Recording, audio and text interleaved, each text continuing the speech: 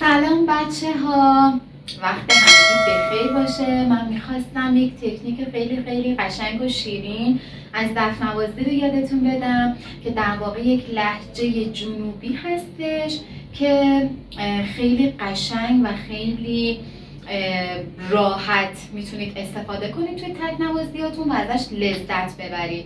البته تکنوازی که انتخاب میکنید باید کاملا تو شاخه همین ریتم باشه که این تکنیکی که من بهتون توضیح میدم در شاخه 2/4 و 4/4 هستش و خیلی خوب جوست میشه و راحت میتونید با هم میکسش کنید. اما خب ریتم های دیگه این مثل 6/8 و حالا لنگ و انواع ریتم های دیگه خوب نمیتونه و دچار تداخل میشه.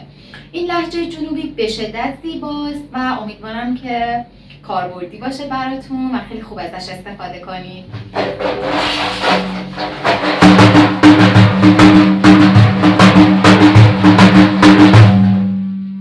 در واقع اگر بخوام نوتش رو واسهتون بنویسم میشه چبک چپ بچتون، چبک چپ بچتون، چبک چپ بچتون. حالا ما میاریم داخل تکنوازیمون.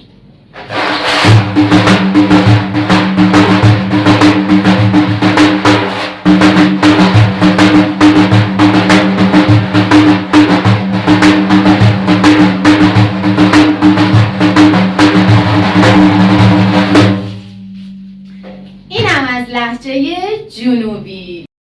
لطفاً لایک و سابسکرایب فراموش نشه.